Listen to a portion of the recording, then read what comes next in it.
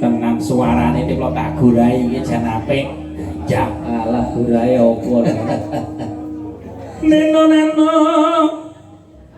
Kawetan lene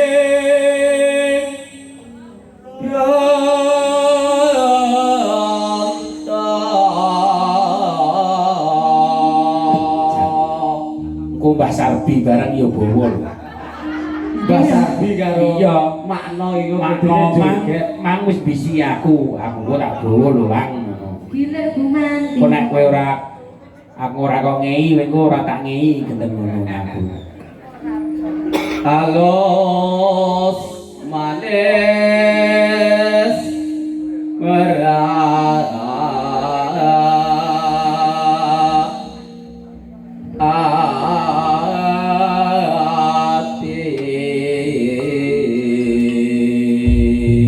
Tan kantun nduk para ibu-ibu karawitan Sekararum ya saka ing Desa Tambang sing dek wingi wis ya kuwi nindakake pakaryan ana kene karawitan sedina blek. Ah iya.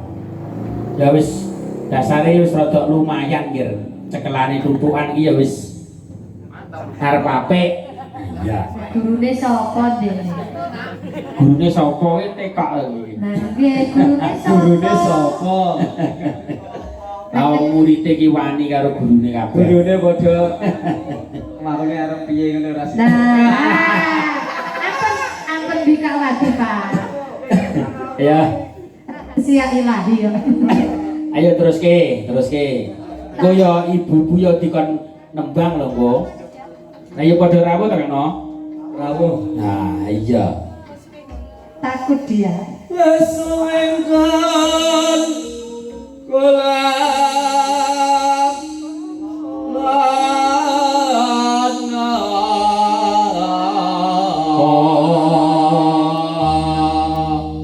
golek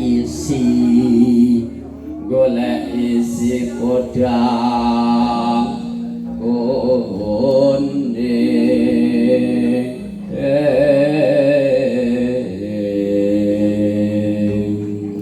Ibu bunga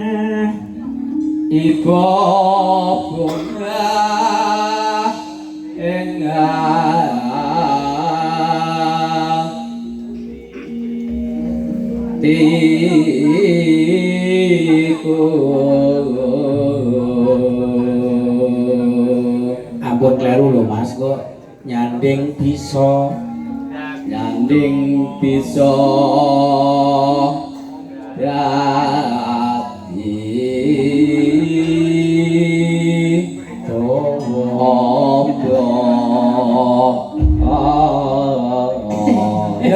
Saya tak urus iki pokoknya. Iya.